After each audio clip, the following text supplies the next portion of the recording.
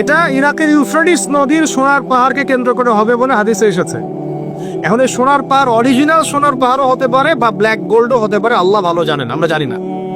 কিন্তু আল্লাহর নবী সাল্লাল্লাহু আলাইহি ওয়াসাল্লাম বলেছেন মুসলিমরা যেন এই সোনার পাহাড়ে হাত না দেয়, কারণ এখানে প্রায় 80টা দেশ একত্রিত হয়ে যাবে এই ব্যাটেলে, এবং প্রতি 1000 কমব্যাটেন্ট মানে যোদ্ধা যারা থাকবে তাদের মধ্যে 99% যোদ্ধা এই যুদ্ধে মারা যাবে।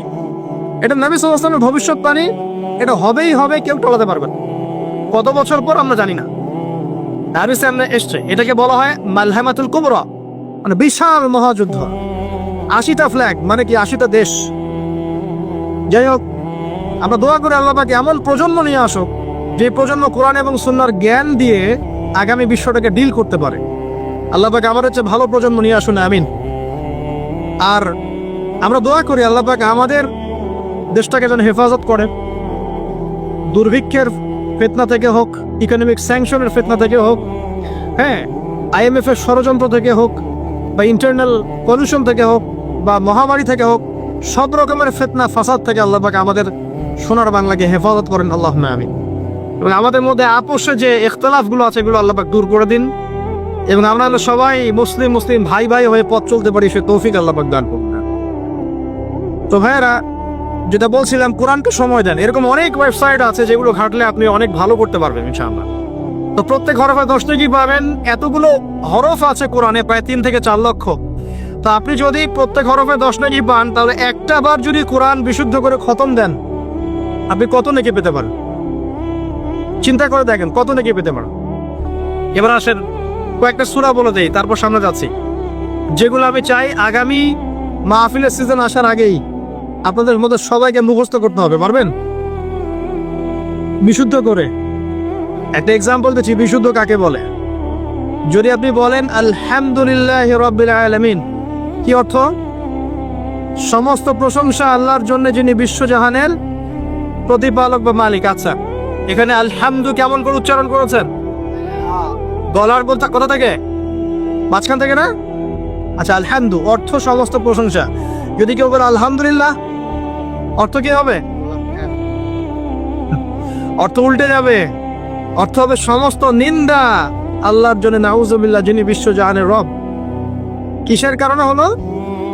একটা হায়ের কারণে হয়েছে, একটা হায়ের কারণে হয়েছে। সো বিশুদ্ধ বলতে আমি কি বোঝাচ্ছি একটু বোঝার চেষ্টা করেন।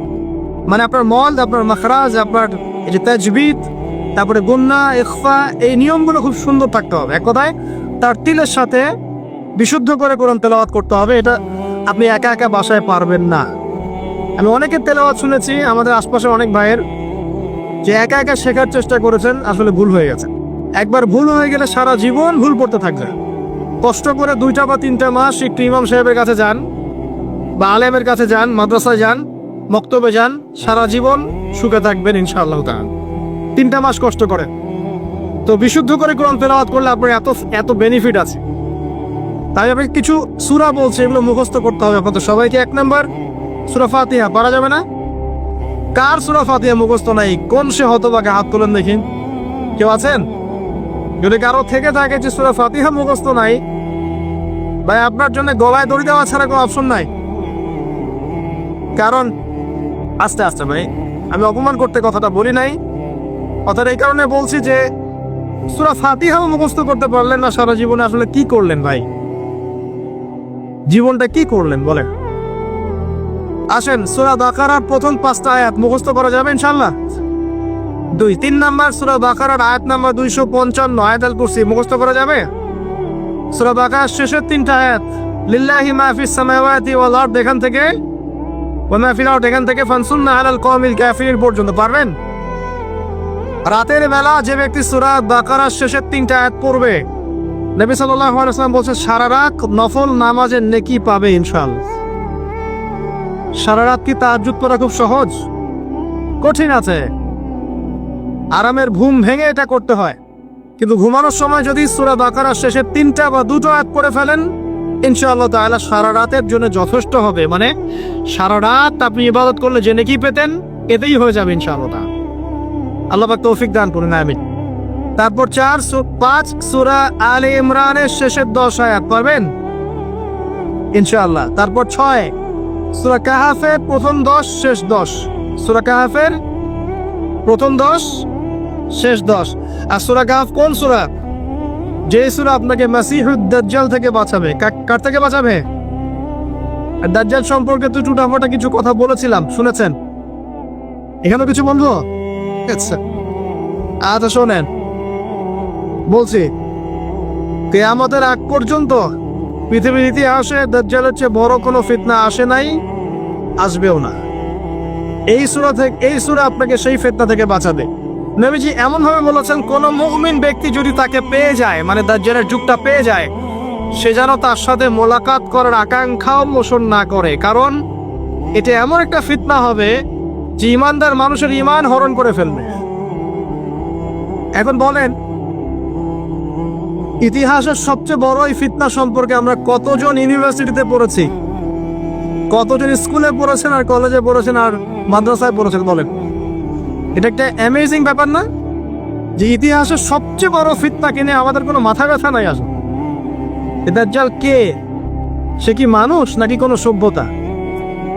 সে কোথায় থাকবে? কোত্থেকে বের হবে? এখন সে কোথায় আছে? সে কি আগেও ছিল? প্রশ্নগুলো কি ঘুরপাক খায় না মাথায়? আচ্ছা, সহজ কয়েকটা উত্তর বলি, আজকে ডিটেলস বলার সময় নাই। দাজ্জাল কে? একজন মানুষ, এটা কোনো সভ্যতা নয়।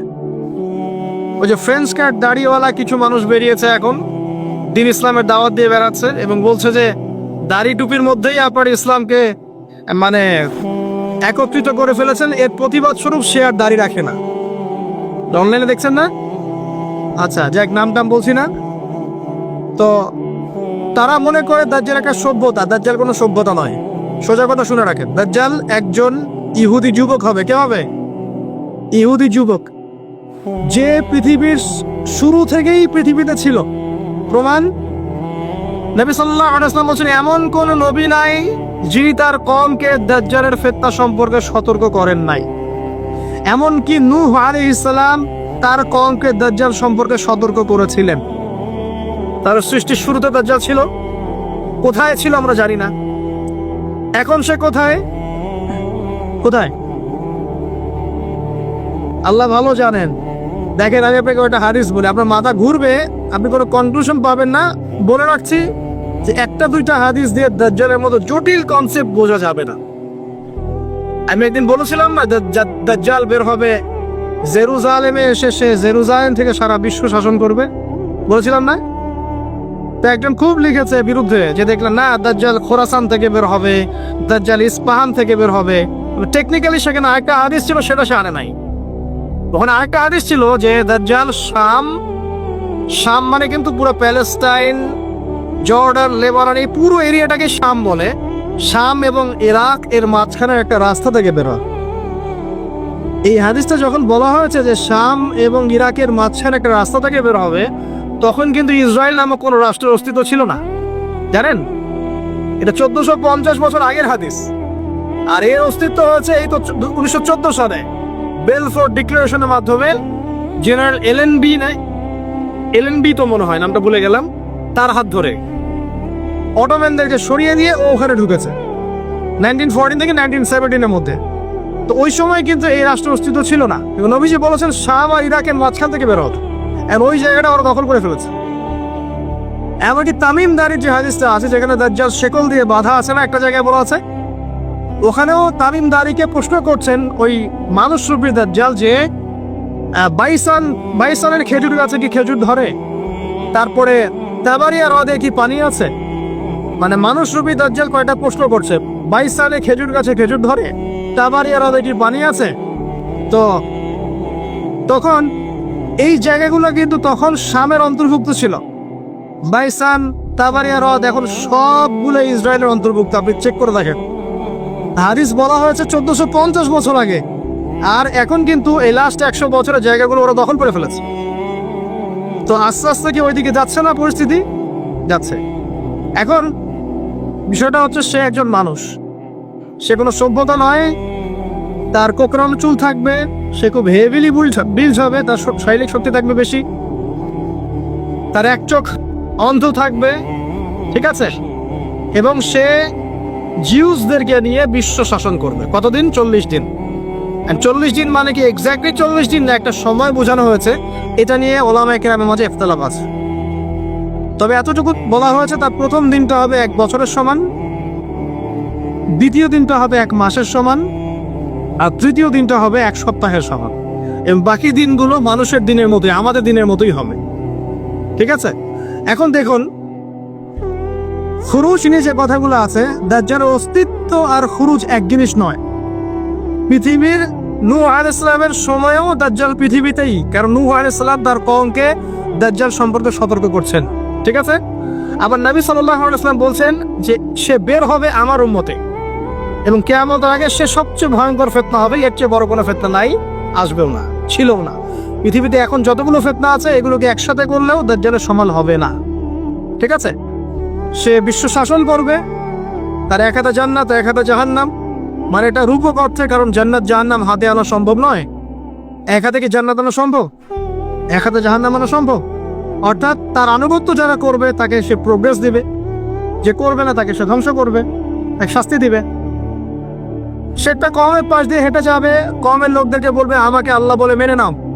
ওই কমের লোক যদি মেনে নেয়, ওদেরকে সচ্ছলতা দিবে, ওদের ফসল ফলবে, ধন সম্পদ ওদের পিছু নিবে। যদি কোন কম অস্বীকার করে, ওদেরকে মেসাকার করে ছেড়ে দিবে। একজন যুবককে ডাকবে, ডেকে বলবে আমি কি আল্লাহ, তুমি কি বিশ্বাস করো? সে বলবে না, তুই দাজ্জাল। ওই যুবকটাকে ধরে চিরে ফেলে দিবে, চিরে ফেলে তার দেহের এক প্রান্ত একদিকে, আরেক প্রান্ত আরেক দিকে ফেলে দিবে। এরপর আবার একে জীবিত করবে, জীবিত করে যুবককে আবার বলবে যে এখন কি বিশ্বাস হয়েছে যে আমি আল্লাহ? তখন যুবকটা বলবে এখন আরো স্পষ্ট বিশ্বাস হয়েছে তুই দাজ্জাল। কারণ নবী সাল্লাল্লাহু আলাইহি ওয়াসাল্লাম বলেছিলেন যে দাজ্জাল এরকম করে চিরে একজনকে ফাড়বে, আবার জীবিত করবে।